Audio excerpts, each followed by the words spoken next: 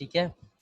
तो आज जो है हम ऑब्जेक्ट ओरिएंटेड प्रोग्रामिंग के कॉन्सेप्ट्स के बारे में पढ़ेंगे और ये देखेंगे कि क्लासेस एंड ऑब्जेक्ट्स का क्या रोल है। बेसिकली अगर हम बात करें ऑब्जेक्ट ओरिएंटेड प्रोग्रामिंग की, तो जो भी लैंग्वेजेस या जितनी भी लैंग्वेजेस में हम क्लासेस और ऑब्जेक्ट्स का यूज़ करते हैं, ठीक है, सिंपली आप समझ लीजिए अगर क्लासेस एंड ऑब्जेक्ट्स का यूज़ हो रहा है तो वो लैंग्वेज जो है आपकी ऑब्जेक्ट ओरिएंटेड प्रोग्रामिंग लैंग्वेज कहलाती है। उसमें और भी कई सारे फीचर्स होने चाहिए, ठीक है, लाइक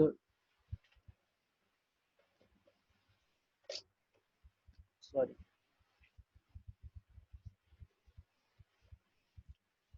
सबसे पहले जो है अगर ऑब्जेक्ट ओरिएंटेड प्रोग्रामिंग है तो क्लास होगी, ठीक है, ऑब्जेक्ट भी होगा और जो है कुछ ऑब्जेक्ट ओरिएंटेड प्रोग्रामिंग के पैराडिगम होते हैं या ये समझिए फंक्शनैलिटीज़ होती हैं, जैसे कि आपकी पॉलीमॉर्फिज्म हो गया, ये सपोर्ट करेगा, ठीक है। और पॉलीमॉर्फिज्म के बाद एब्स्ट्रैक्शन, ये सारी चीज़ें देखेंगे, एब्स्ट्रैक्शन सपोर्ट करेगा, ठीक है, इनकैप्सुलेशन सपोर्ट करेगा। तो ये सारी चीज़ें अगर कोई भी लैंग्वेजेस सपोर्ट कर रही है, इट मीन्स कि वो लैंग्वेज जो है आपकी ऑब्जेक्ट ओरिएंटेड प्रोग्रामिंग लैंग्वेज है। फॉर्चुनेटली जावा ये सारी ऑब्जेक्ट ओरिएंटेड कॉन्सेप्ट्स जो है सपोर्ट करती है, okay, and that's why Java is a object oriented programming language, okay.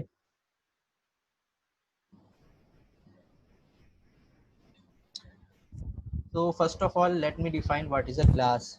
Okay, सबसे पहले इस चीज़ को थोड़ा आसान भाषा में समझने की कोशिश करते हैं कि क्लास एक्चुअल में होता क्या है। अगर मैं कहूँ कि क्लास जो है, क्लास मीन्स सिंपली डिज़ाइन, तो ये बिल्कुल बेटर होगा, ठीक है, इससे आप इजीली समझ पाओगे, ठीक है। और ऑब्जेक्ट जो आपका होता है, ऑब्जेक्ट जो है वो आपका इम्प्लीमेंटेशन है, ठीक है। क्लास का मतलब सिंपल ये समझिए कि डिज़ाइन है और ऑब्जेक्ट उस डिज़ाइन का इम्प्लीमेंटेशन है। कहने का क्या मतलब है, आप ये समझिए कि जब भी हम कोई नई कार जब डिज़ाइन करते हैं, ठीक है, तो हम उसके अंदर बहुत सारी फंक्शनैलिटीज़ डालते हैं, ठीक है। हमने सपोज़ कीजिए एक नई कार डिज़ाइन की है, ठीक है, नई कार जब हमने डिज़ाइन की है तो नई कार का हमने कुछ कलर डिफ़ाइन किया होगा, ठीक है, नई कार की स्पीड कुछ ना कुछ डिफ़ाइन की होगी, माइलेज डिफाइन किया होगा, सारी बहुत सारी चीज़ें हमने जो है डिफाइन की होंगी जब हम उसको डिज़ाइन कर रहे होंगे कि इस कार की डिज़ाइन, इस कार का कलर क्या होगा, इस कार का जो है माइलेज क्या होगा, लाइक दिस, ठीक है। तो हमने ये डिज़ाइन बना ली, लेकिन हम उस डिज़ाइन की हेल्प से अब क्या करते हैं, बहुत सारी कार बनाते हैं एक्चुअल में, ठीक है। उस डिज़ाइन को इम्प्लीमेंट करके हम एक्चुअल में फिजिकल कार बनाते हैं, ठीक है। और एक ही डिज़ाइन से मल्टीपल कार बनाते हैं, जाहिर सी बात, हमने एक डिज़ाइन बना ली, मान लीजिए लैम्बोर्गिनी की एक डिज़ाइन मैंने बना ली, तो अब उस डिज़ाइन का इम्प्लीमेंटेशन करेंगे तो हम बहुत सारी कार्स बना सकते हैं। तो ऐसे ही समझिए क्लास क्या है, एक ब्लूप्रिंट है, डिज़ाइन है, ठीक है।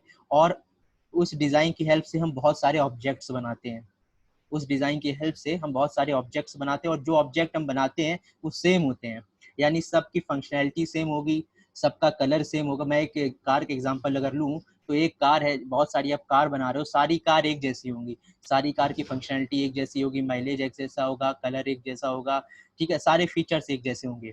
और वो फीचर्स, कलर्स जो हमने ऑलरेडी कहाँ डिफाइन किए हुए थे, अपनी डिज़ाइन में।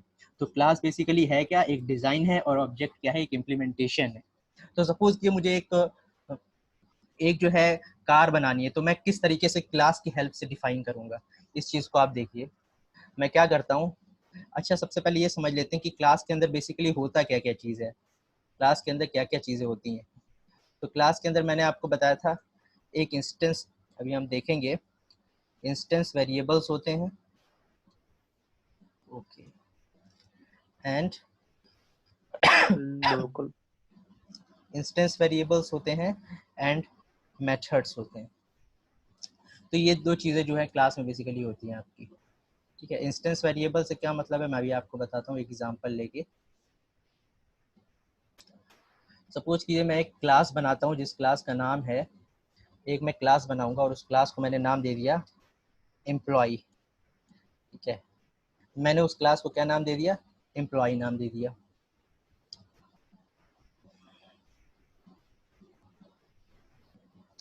Suppose it's your class called employ. अब इसमें देखिए इंस्टेंस वेरिएबल्स क्या होंगे, ठीक है। तो इंस्टेंस वेरिएबल के लिए मैं एक काम करता हूँ, यहाँ पर एक ब्रैकेट ले लेता हूँ। सपोज कि अगर मैंने एम्प्लॉय लिया तो एम्प्लॉय की क्या क्या चीज़ें होती हैं, आईडी हो सकती है, एम्प्लॉय का सिटी हो सकता है, ठीक है, और बहुत सारी चीज़ें हो सकती है, लाइक एम्प्लॉय का जेंडर हो सकता है सपोज। तो मैं क्या करूँगा, इस एम्प्लॉय का वेरिएबल्स यानी एम्प्लॉय के फीचर्स क्या क्या है, फीचर्स क्या है या वेरिएबल कह लीजिए, तो मैं यहाँ पे क्या करता हूँ, अभी जब एक्चुअल इम्प्लीमेंटेशन करेंगे तो और आपको और बेटर समझ में आएगा। मैं आपको बता रहा हूँ कि इंस्टेंस वेरिएबल्स क्या क्या होते हैं। तो इंस्टेंस वेरिएबल में आपका आईडी हो सकता है, ठीक है, आईडी के बाद आपका नेम हो सकता है, नेम के बाद एम्प्लॉय का सिटी हो सकता है, इसी तरीके से एम्प्लॉय का स्टेट हो सकता है। तो ये जो है वेरिएबल्स जो हैं, आईडी, नेम, सिटी, स्टेट एक एम्प्लॉय की, यही आपके इंस्टेंस वेरिएबल्स कहलाते हैं, ठीक है। यानी एक क्लास के अंदर जो हम वेरिएबल्स को डिफाइन करते हैं उसी को हम बेसिकली क्या कहते हैं, इंस्टेंस वेरिएबल कहते हैं। और अगर हम क्लास के अंदर जो है मेथड्स को डिफाइन कर रहे हैं, लेट मी क्रिएट अ, ठीक है, तो हम अगर हम क्लास के अंदर मेथड्स को डिफाइन कर रहे हैं तो हम उसको कहेंगे कि वो जो है क्लास के मेथड्स हैं, ठीक है, सिर्फ क्लास के मेथड्स कह लीजिए, सिंपली कह लीजिए इंस्टेंस के मेथड्स हैं।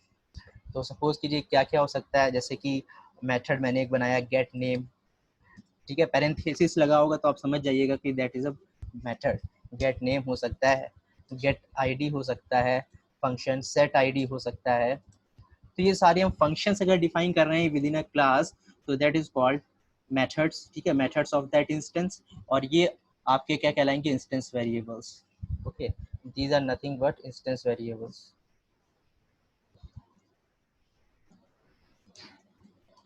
these are instance variables and these are methods।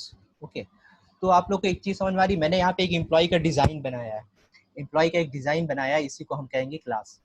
और उसके बाद मैंने जो है एक तरीके से एम्प्लॉय के कुछ फीचर्स को डिफाइन किया है कि आईडी क्या होगी एम्प्लॉय की, नेम क्या होगी, सिटी क्या होगा एम्प्लॉय का, स्टेट क्या होगा, ठीक है। उसके बाद मेथड्स, वो एम्प्लॉय के मेथड्स क्या क्या हो सकते हैं, ठीक है, यानी अगर हमने क्लास के अंदर मेथड्स को डिफाइन किया that is called instance method. इसे हम इंस्टेंस मेथड भी कह सकते हैं, ठीक है, instance variable and method, simply हम इसको मेथड कह देते हैं। अब हम इसको इम्प्लीमेंट कैसे करेंगे, ठीक है, इस चीज़ को इम्प्लीमेंट कैसे करेंगे, जब इम्प्लीमेंटेशन करेंगे तो और बेटर समझ में आएगा, तो मैं आपको बता देता हूँ। तो everything in Java is a class, is on object है, ठीक है। तो ऑब्जेक्ट, हर चीज़ जावा में ऑब्जेक्ट है, कुछ चीज़ों को छोड़ दिया जाए। ध्यान रखिएगा, अगर आपसे कोई पूछता है कि जावा जो है क्या ऑब्जेक्ट ओरिएंटेड प्रोग्रामिंग लैंग्वेज है, तो 99% it is purely object oriented programming, 1% it's not. क्यों है ऐसा वो हम बाद में देखते हैं, ठीक है, फिलहाल हम ये डेटा टाइप्स, या यू राइट, डेटा टाइप हम इसको बाद में देखेंगे, ठीक है। फिलहाल हम देखते हैं कि किस तरीके से हम क्लास बनाते हैं इन जावा। ओके, तो first of all let me create a new Java project and let me name it class training. Okay,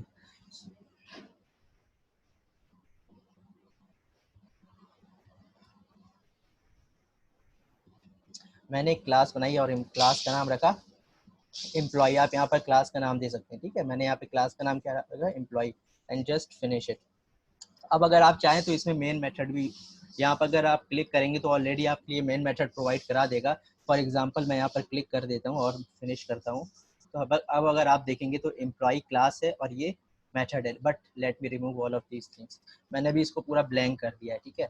और अब देखिए क्लास कैसे बनाना है, आपने इसको नाम क्या दिया है, एम्प्लॉय डॉट जावा। आपको करना क्या है, सिंपली क्लास कीवर्ड का यूज करना है। ओके, सो आपको क्लास कीवर्ड का यूज करना है इसमें। उसके बाद आपको क्लास का नाम देना है, for example let me create a class of I think same employ बना लेते हैं क्लास को, तो क्लास एम्प्लॉय ले लेते हैं, ठीक है। ये आपने कीवर्ड यूज करना है क्लास, और उसके बाद आप क्लास को अपना क्या नाम देना चाहते हैं, आपने क्लास को अपना नाम दिया एम्प्लॉय। अब ये आपकी क्लास बन गई। अब आप इसके अंदर अपने वेरिएबल्स, इंस्टेंस वेरिएबल को डिफाइन कर सकते हो और मेथड्स को डिफाइन कर सकते हो। इंस्टेंस वेरिएबल फिर से हम आपको बता दे रहे हैं, इंस्टेंस वेरिएबल वो वेरिएबल्स होते हैं जो हम क्लास के अंदर डिफाइन करते हैं, ठीक है, ऐसे वेरिएबल्स जो हम क्लास के अंदर डिफाइन कर रहे हैं that is called an instance variable. तो फिलहाल मैं एक कुछ फीचर्स ले लेता हूँ या कुछ वेरिएबल ले लेता हूँ। मैंने एम्प्लॉय की आईडी होगी, ठीक है, तो वो इंट टाइप की होगी, नेम होगा एम्प्लॉय का, तो let me create the name. उसके बाद जो है आपका सिटी होगा, वो भी स्ट्रिंग टाइप का होगा, तो let me create a variable of type string city. Okay, उसके बाद आप मान लीजिए string job role, string let job role, तो ये भी जो है आपका स्ट्रिंग टाइप का होगा। तो मैंने एक एम्प्लॉय के कुछ फीचर्स को डिफाइन कर दिया, यानी एक डिजाइन बना दी है कि एम्प्लॉय में कौन कौन से वेरिएबल्स होंगे, आईडी होगा, नेम होगा, सिटी होगा, जॉब जॉब रोल होगा, ठीक है। और साथ में मैंने ये भी बताया है कि उन वेरिएबल्स का डेटा टाइप क्या होगा। ये तो होगा इंस्टेंस वेरिएबल। मेथड्स को डिफाइन करने के लिए आप इसके अंदर डिफाइन कर सकते हैं, ठीक है। फॉर एग्जांपल मैं एक मेथड बनाता हूँ इसकी, इसी के अंदर वाइड मैं यहाँ पे कुछ भी नाम ले सकता हूँ, डिस्प्ले नेम, ओके। और मैं यहाँ पर लिख देता हूँ सिस आउट, यहाँ पर लिख देता हूँ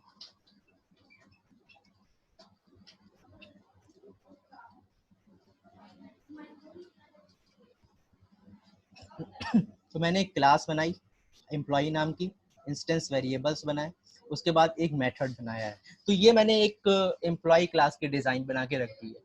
अब मुझे ऑब्जेक्ट बनाना होता है, ठीक है। तो ध्यान रखिए, ऑब्जेक्ट बनाने के लिए आपको कैसे, सबसे पहले आपको क्या करना है, मैं एक मेन फंक्शन लूंगा। देखिए हर चीज क्लास के अंदर होती है, तो मैं क्या करता हूँ, इसी के अंदर मैं जो है मेन क्लास ले लेता हूँ, मेन मेथड ले लेता हूँ। तो मैंने क्या करा, एक मेन मेथड इसी के अंदर बना दिया है। आपको पता है कि मेन मेथड का सिंटेक्स क्या है, ठीक है। तो अब आपको करना क्या है, इसी क्लास का देखिए, अब आप यहाँ पे एक चीज देखिएगा, ये क्लास है पूरी, इसी क्लास में हमने मेन मेथड भी बनाया हुआ है, इसी क्लास में हमने मेन मेथड भी बनाया हुआ है। तो अब हमें ये सारे इंस्टेंस वेरिएबल्स को यूज करना है, तो कैसे यूज करेंगे और इस फंक्शन को कैसे कॉल करेंगे, ठीक है। ये तो हमारे क्लास के अंदर होगा, और मैंने मेन मेथड भी जो है इसी के अंदर बनाया हुआ है। तो देखिए आपको करना क्या है, तो आपको सिंपली करना क्या है, जिस क्लास का आप ऑब्जेक्ट बनाना चाहते हो, जिस क्लास का आप ऑब्जेक्ट बनाना चाहते हो, उस क्लास का नाम आपको लिखना है। तो आपको एम्प्लॉय क्लास का ऑब्जेक्ट बनाना था, आपने एम्प्लॉय लिखा। फिर आप जो है इस क्लास टाइप का एक वेरिएबल बनाते हो। अब देखिए यहाँ पर, या ये समझ लीजिए आप जो है ऑब्जेक्ट का नाम देते हो, एम्प्लॉय के बाद आप जो है ऑब्जेक्ट का नाम देते हो। तो आपने नाम दे दिया OBJ1, आप यहाँ पर कोई भी नेम दे सकते हो, ठीक है। आपने क्या नाम दिया, एम्प्लॉय OBJ1। अब देखिए ये होगा क्या, ये OBJ1 जो है एक तरीके से रेफरेंस, चलिए रेफरेंस आपको बाद में बताऊंगा। ये अब आपने जब ऐसे लिखा, तो इसके बाद आपको न्यू कीवर्ड का यूज करके फिर से जो आप क्लास बना रहे हो यहाँ पर, सॉरी जो आप क्लास का ऑब्जेक्ट बनाना चाहते हो, उसी क्लास को आपको यहाँ पे फिर से लिखना है, न्यू एम्प्लॉय। अब होगा क्या, आपने एक क्लास का ऑब्जेक्ट बनाया है, तो अब आप जो है ये सारे इंस्टेंस वेरिएबल्स को यूज कर सकते हो। देन आफ्टर आप जो है इस मेथड का भी यूज कर सकते हो। क्या कैसे यूज करना है उस चीज को देख लेते हैं। अच्छा, ये चीज सबको क्लियर है कि ऑब्जेक्ट कैसे बनाना है, ये चीज क्लियर है। फिर ये वॉइड डिस्प्ले क्या एक फंक्शन बना है?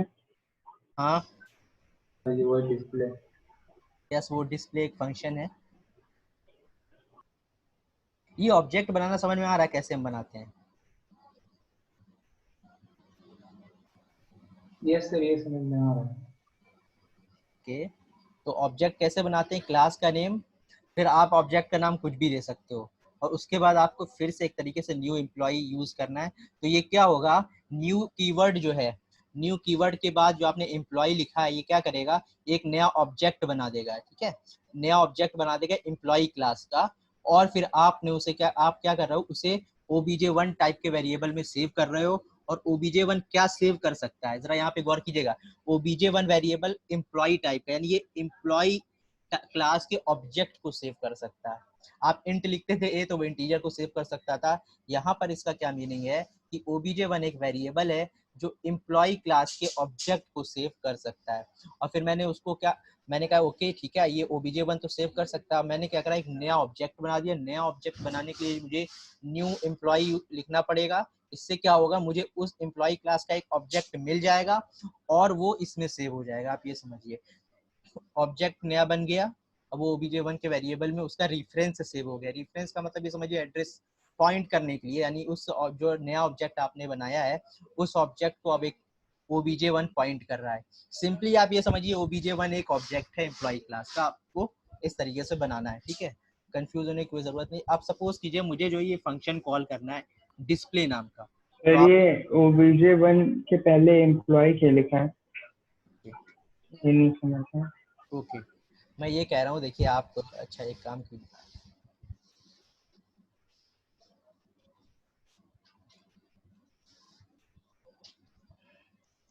ये आप लिखते थे int a equals to 2, तो बेसिकली होता क्या था कि ये नंबर आप जो है इसमें सेव कर पाते थे, क्योंकि ये भी इंटीजर है और आपने बता दिया है कि इंटीजर टाइप की वैल्यू को ये वेरिएबल सेव कर सकता है। ठीक ऐसे ही बिल्कुल आप इसको देखने की कोशिश कीजिए, ये एक वेरिएबल है, ठीक है, जो कि जो कि हमने इससे ये कहा है कि भाई आप जो है एम्प्लॉय टाइप का ऑब्जेक्ट सेव कर सकते हो। समझ रहे हो आप, ये कहने का मतलब एम्प्लॉय टाइप का ऑब्जेक्ट जो है सेव कर सकते हो। तो हमने वही डिफाइन किया है। अब ये न्यू एम्प्लॉय का क्या मतलब है कि ये ऑब्जेक्ट जब हम बनाते हैं तो with the help of new keyword बनाते हैं। जब हम लिखते हैं ना न्यू एम्प्लॉय, तो होता क्या है, एक ऑब्जेक्ट बन जाता है, ठीक है,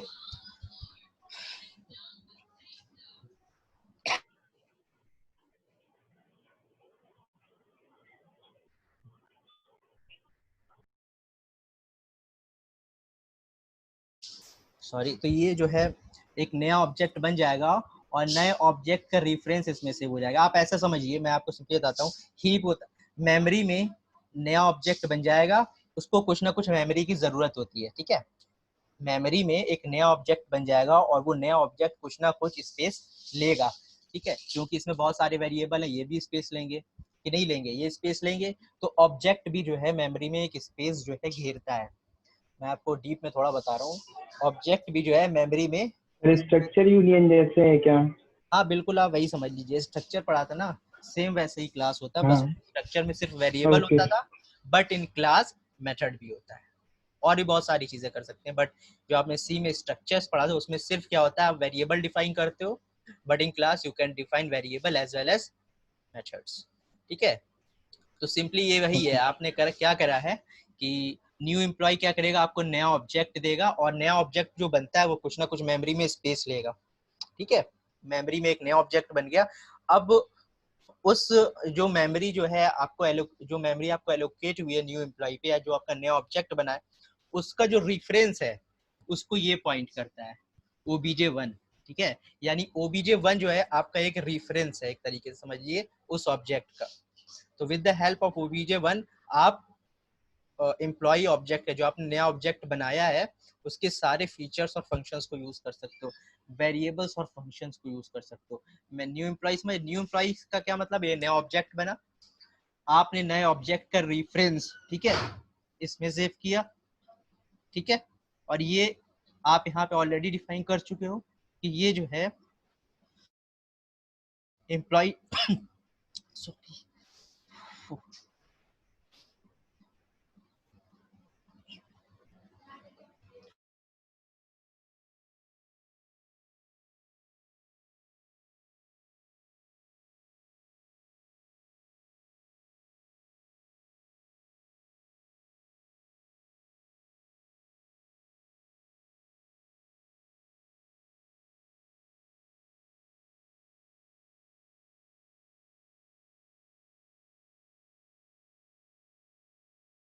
सॉरी थोड़ा एक्चुअली प्रॉब्लम है, मुझे खांसी बहुत हो रही है, इस वजह से मैं बीच बीच में जो है ब्रेक ले रहा हूँ। तो यहाँ पर एक्चुअल में हो क्या रहा है, ठीक है, ये चीज आपको समझ में आ रही है मैंने क्या करा है। सिंपली अगर जिसको नहीं समझ में आ रहा है वो ये समझे कि इस तरीके से हम जो है ऑब्जेक्ट बनाते हैं, ओके। मैं आप फिलहाल अभी आप इसको जब आप जो इसमें पूछिए पूछिए। सर सर एम्प्लॉय नाम का जितना भी हम क्लास इसमें बनाए हैं, मतलब जो भी डेटा टाइप डिक्लेयर किए हैं, इस ऑब्जेक्ट में हम उसको एक्सेस कर सकते हैं। हाँ वो बता रहे हैं, ऑब्जेक्ट ऑब्जेक्ट के हेल्प से आप जो है उस क्लास के सारे फीचर्स को एक्सेस कर सकते हो, ठीक है। अभी बता रहा हूँ मैं कैसे। आपने एक नया ऑब्जेक्ट बनाया, ओके, अब क्या करना है आपको, सपोज कि इस मेथड को इन्वोक करना है, ठीक है, तो आप क्या करोगे, जैसे सी में करते थे obj डॉट डॉट का यूज करोगे आप, उसके बाद आप लिखोगे ओके, सॉरी obj1 है, भूल गए क्योंकि आपको अब देखिए आप यहाँ पर अपने आप ही आपको इंटेलिजेंस बता रहा है क्या क्या आप यूज कर सकते हो, city, ID, job role name, okay, और भी काफी सारे मेथड्स हैं, इनके बारे में बाद में बात करेंगे। बट हमारे क्या क्या वेरिएबल्स थे, सिटी था, आईडी था, जॉब रोल था, नेम था, ओके, एंड मेथड क्या था, डिस्प्ले, मैंने डिस्प्ले कॉल कर लिया। तो अब इसका आउटपुट क्या होगा, ये फंक्शन कॉल होगा डिस्प्ले और ये आउटपुट आना चाहिए। तो let me run this program. okay, there is something wrong here, could not find out load main class employee, okay, save कर लीजिए, सेव नहीं okay, है। सेव नहीं किया मैंने, यही प्रॉब्लम हर बार होती है, मैं भूल जाता हूँ सेव करना। कंट्रोल एस कर लेते हैं। तो ओके, तो ये बेसिकली हो क्या रहा है कि हमने क्या करा, यहाँ पर एक एम्प्लॉय क्लास बनाई, ठीक है, उसके अंदर कुछ इंस्टेंस वेरिएबल डिफाइन किया और एक फंक्शन डिफाइन किया, और मेन मेथड का भी क्लास के अंदर होना जरूरी है। आप चाहो तो सेम क्लास में डिफाइन कर सकते हो या फिर अलग क्लास में डिफाइन कर सकते हो। ये तो मैंने सेम क्लास में डिफाइन किया। अब एक काम करते हैं, मेन मेथड के लिए अलग क्लास बनाते हैं। अब एक चीज और है, हम कितने भी सारे, हमने आपको क्या बताया था, क्लास एक डिजाइन है और ऑब्जेक्ट उसका इम्प्लीमेंटेशन है एक तरीके से। तो हम कितने भी कई कई सारे ऑब्जेक्ट्स बना सकते हैं। हमने यहाँ पर एक ऑब्जेक्ट बना लिया, इसके लिए अलग मेमोरी एलोकेट हो गई, ओके। तो सपोज कीजिए मैं एक और ऑब्जेक्ट बनाता हूँ, मैं इसको नाम देता हूँ न्यू एम्प्लॉय। अब क्या होगा, एक और नया ऑब्जेक्ट बन गया, और वो ऑब्जेक्ट जो है obj2 के नाम से हमने उसको रिफर किया है, ठीक है। New employ will give you new object, और आप जो है उस ऑब्जेक्ट को obj2 हेल्प के रेफरेंस वेरिएबल से यूज कर सकते हो, का यूज करके, उसका obj2 का यूज करके। अब मैं यहाँ लिखता हूँ obj2 डॉट डिस्प्ले, तो सेम आउटपुट होगा, ठीक है, क्योंकि मैंने आपको क्या कहा, सारे फंक्शन सेम होंगे, उसके सारे फीचर्स सेम होंगे ऑब्जेक्ट्स के, ओके। तो यू कैन सी हियर कि 2 बार जो है क्लास इन्वोक हो रही है।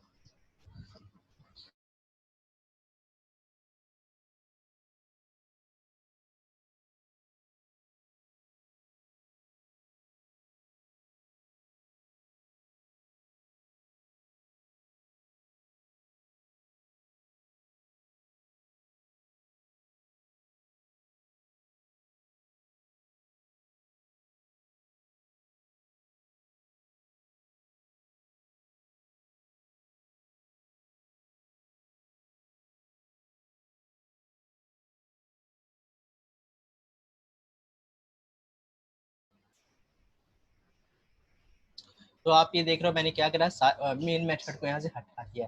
मैं एक और क्लास बना लेता हूँ और यहाँ पर लिखता हूँ क्लास मेन क्लास, ओके। ये मैंने एक नया क्लास बना लिया। अब क्या करता हूँ, मेन मेथड बना लेता हूँ। तो अब ये मैंने क्या किया है, दो क्लास बनाई है यहाँ पर, एक एम्प्लॉय क्लास है और एक मेन क्लास है। तो अब हम कैसे उसको यूज करेंगे, तो आपको क्या करना है, सिंपली वही, जिस क्लास को आप यूज करना चाहते हो किसी दूसरी क्लास में भी, तो आपको उस क्लास को ऑब्जेक्ट बनाना पड़ेगा। तो मुझे एम्प्लॉय क्लास यूज करना है इस क्लास में। What I will do, employ, suppose कीजिए मैं ऑब्जेक्ट का नाम लेता हूँ emp1 is equals to new employ. तो अब ये हमें क्या करेगा, एम्प्लॉय क्लास का न्यू एम्प्लॉय क्लास का ऑब्जेक्ट दे देगा, ओके। और उस ऑब्जेक्ट का रेफरेंस जो है emp1 में सेव हो जाएगा, emp1 वेरिएबल में सेव हो जाएगा, ओके। और अब हमें उसे अगर कॉल करना है, I will simply use emp1 object and with the help of dot, जो भी चीज यूज करना चाहते हैं, suppose I want to use display function, then what will happen, it will call, okay.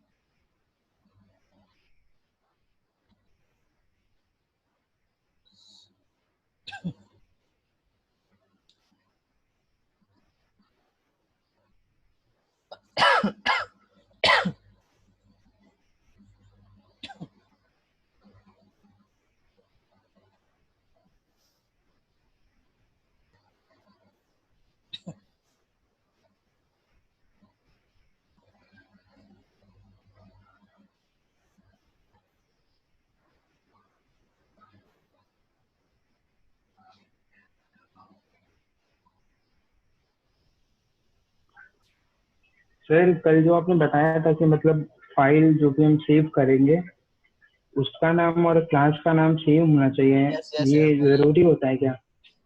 हाँ हाँ, इसमें बिल्कुल जरूरी है। देखिए यहाँ पर एक चीज मैं आपको बताने की कोशिश कर रहा हूँ। यहाँ पर आप जो है इक्लिप्स में सॉरी मैं बीच में ब्रेक ले रहा हूँ, मुझे खांसी बहुत आ रही है आज। तो सर हो सके तो फिर ना हो तो मत लीजिए ना सेशन आज का, कल कर दीजिएगा। चलिए देखता हूँ, फिलहाल मैं कोशिश कर रहा हूँ। यहाँ पर आपने एक क्लास एम्प्लॉय बनाया है, ठीक है। आप किस तरीके से जो है एक और क्लास बना सकते हो। आप, मैंने आपको बताया था कि आप जो है जिस नेम से क्लास बनाते हो उसी नाम से आप जो है क्लास फाइल को सेव करते हो। मैंने यहाँ पर एम्प्लॉय क्लास बनाया हुआ है ऑलरेडी, ओके। और मैंने जो है यहाँ पर उस फाइल का नाम सेव कर दिया employee.java। तो अब देखिए, अब रोहित का यहाँ पे वही क्वेश्चन आने वाला है। यहाँ पे हम दो क्लासेस जब हम डिफाइन कर रहे हैं, ठीक है, तो यहाँ पर क्लैश हो रहा है फाइल के नेम के साथ कि एक्चुअल में जो है हमने आपको ये बताया कि अगर आप क्लास बना रहे हो, ठीक है, तो आपको जो है फाइल के नाम के साथ सेव करना है। बट आप यहाँ पे क्या कर रहे थे हम कि दो क्लास बनाने की कोशिश कर रहे हैं, ओके। जब दो क्लास बना रहे हैं तो क्लैश हो जा रहा है फाइल की नेम के साथ, ठीक है, इसलिए हमारा वो एरर आ रहा है, ओके। ये लिखा है main method not found in class employ, okay. और ये आपने जो फाइल सेव कर रखी वो एम्प्लॉय नाम से सेव कर रखी, वो क्या कर रहा है, मेन मेथड को फाइंड करने की कोशिश कर रहा है आपके एम्प्लॉय क्लास में, वो उसको मिल नहीं रहा है। अब यहाँ पर एक चीज देखिएगा, बहुत इंपॉर्टेंट चीज है। मैं एक और यहाँ पर क्लास बनाता हूँ दूसरी, और यहाँ पर लिखता हूँ क्लास कार, ओके। मैं लिखता हूँ int car number, string, brand name, okay. मैंने दो जो है इंस्टेंस वेरिएबल लिए हैं, ओके। मैंने दो इंस्टेंस वेरिएबल लिए हैं, और अब मैं क्या करने वाला हूँ, ये इसी में मेन मेथड डिफाइन करने वाला हूँ। और मैं यहाँ पे लेता हूँ car is equals to new car,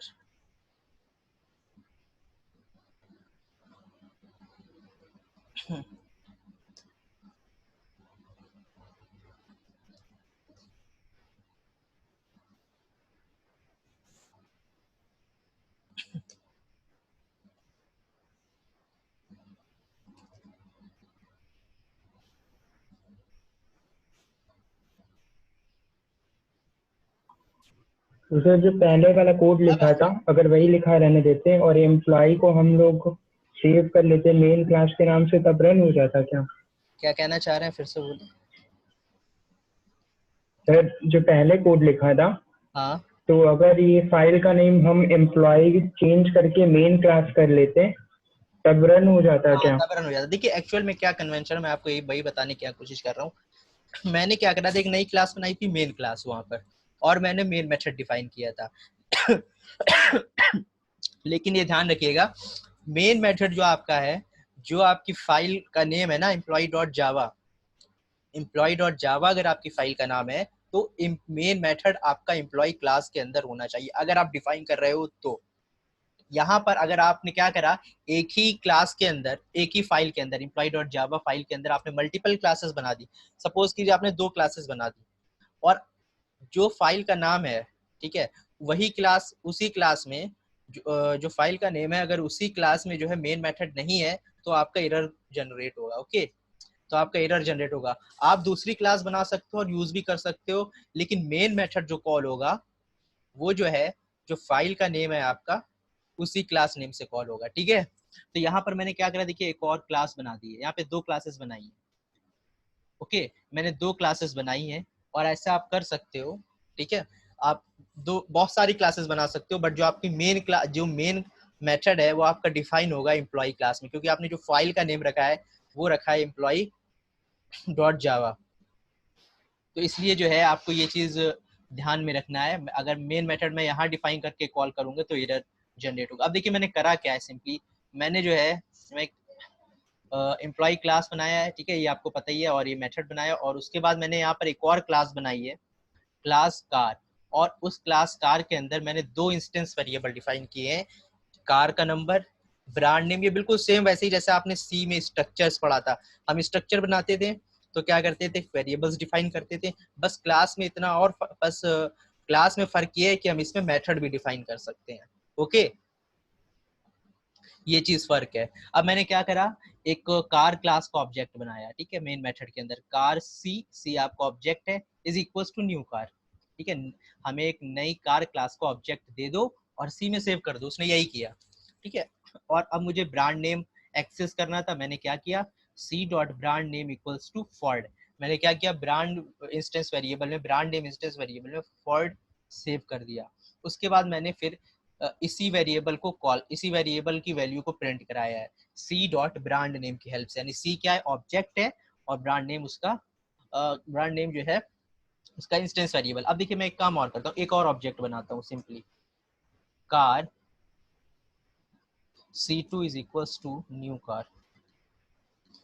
so अगर आप लोग समझ रहे हैं तो ज़रूर बताएं, ठीक है। और अगर कोई प्रॉब्लम आ रही है आप मुझे बताएं, मैं फिर से बताऊंगा, लेकिन यहाँ पर अगर क्लियर नहीं हुआ तो प्रॉब्लम हो जाएगी, ठीक है सबको। मैं एक काम यहाँ पे करता हूँ, सी डॉट ब्रांड नेम बनाया है और एक ओके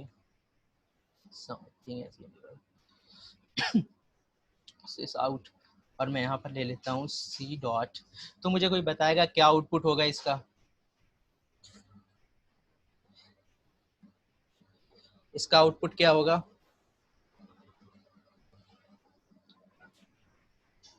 फोर्ड ही होगा दोनों का। फोर्ड ही होगा। अच्छा, कितने लोगों को लग रहा है कि फॉर्ड फॉर्ड होना चाहिए?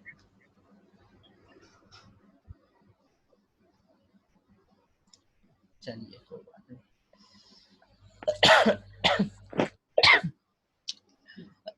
फॉर्ड फॉर्ड यहाँ पे क्यों आ रहा है कोई मुझे बताएगा? क्योंकि मैंने जो है सेम जो है यहाँ पर ऑब्जेक्ट यूज कर लिया है, सेम ऑब्जेक्ट को बार बार कॉल किया। ओके। बट अब अगर आप यहाँ पर देखो तो एक आ रहा है फॉर्ड और एक आ रहा है नल। ऐसा क्यों हो रहा है, आप समझ रहे हो इस चीज को? वो जो मैंने पहला ऑब्जेक्ट, आप ऐसे समझो स्ट्रिंग की वैल्यू नल होती है, स्ट्रिंग की डिफॉल्ट वैल्यू नल होती है, वेरी गुड। एक चीज और मैंने आपको बताया था कि मैंने क्या कहा था, क्लास एक डिजाइन है और आप जो है एक डिजाइन से, मैंने कार के रिफरेंस में जब बात की थी मैंने कहा था बहुत सारी कार्स बना सकते हो, सारे कार के फीचर्स एक होंगे, फंक्शन एक होंगे, लेकिन एक कार में अगर आप कोई चेंज करते हो तो दूसरे कार में कोई फर्क नहीं पड़ता, ठीक है ना। इसी तरीके से आप दूसरे कार में कोई चेंजेस करोगे तो तीसरे कार में कोई फर्क नहीं पड़ेगा। आपने क्या करा, सपोज कीजिए आपने दो कार बनाई, एक का कार का नाम रखा सी और दूसरे कार का नाम रखा C2, और आपने पहली कार का नाम रख दिया। अब आप नेम, आपने क्या कहा कि ठीक है चलो इसका ब्रांड नेम फॉर्ड रख दिया, लेकिन दूसरे ऑब्जेक्ट में इसका कोई फर्क नहीं पड़ने वाला है, ठीक है। दूसरा ऑब्जेक्ट अलग है, पहला ऑब्जेक्ट अलग है, इसलिए इंस्टेंस वेरिएबल्स का स्कोप जो होता है, जब हम कहते हैं इंस्टेंस वेरिएबल्स, तो ये आपके जो ऑब्जेक्ट है इन्हीं को हम इंस्टेंस कहते हैं। तो ये दो इंस्टेंस हैं। इंस्टेंस वेरिएबल का जो स्कोप होता है, यानी आप कहाँ तक उसे यूज कर सकते हो, वो सिर्फ जो है रिस्ट्रिक्टेड होता है उस ऑब्जेक्ट तक, दूसरे ऑब्जेक्ट में उसका कोई फर्क नहीं पड़ता है। सो इंस्टेंस वेरिएबल का स्कोप सिर्फ ऑब्जेक्ट तक रहता है। मैं आपको कोई चीज यहाँ पर थोड़ा और समझाने की कोशिश करता हूँ कि आपने क्या करा यहाँ पर,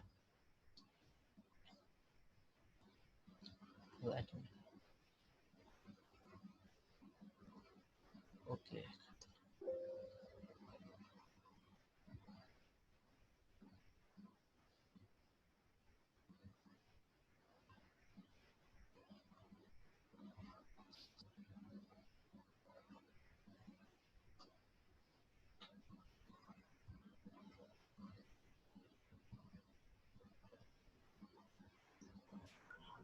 सर एक चीज और बता दीजिए, जैसे हम कार को अगर क्लास मान रहे हैं, ठीक है, तो हाँ कार की कंपनीज हाँ ठीक है। वो उसकी ऑब्जेक्ट्स हो जाएंगे क्या? नहीं नहीं, कार की कंपनी ऑब्जेक्ट्स नहीं होंगे, जो आप कार बना जो रहे हो। पार्ट है। देखिए मैंने आपसे क्या कहा, आपने डिजाइन की कार, एक कार का डिजाइन बना लिया आपने। अब आपने एक कार का डिजाइन बनाया तो आप उस डिजाइन की हेल्प से बहुत सारी कार बना सकते हो ना, ये तो है नहीं कि एक ही कार बनाओगे। तो अगर उसी डिजाइन का यूज करके आप बहुत सारी कार बना रहे हो, तो वो जो बहुत सारी कार्स हैं आपकी, वो ऑब्जेक्ट्स हैं, सारे ऑब्जेक्ट के फीचर एक जैसे हैं, सारे ऑब्जेक्ट का फंक्शन एक जैसा है, समझ रहे हैं? मैं आपको अभी वही डिफाइन कोशिश कर रहा हूँ बताने की, थोड़ा आप इस ग्राफ को एनालाइज करने की कोशिश करना, ज्यादा बेटर समझ में आएगा। एक्चुअल में ये टाइम खत्म होने वाला है, तो आप नए सेशन में मैं बताता हूँ इसको, ठीक है। अभी अगले सेशन मतलब आप ज्वाइन करिएगा, मैं नेक्स्ट सेशन में बताता हूँ।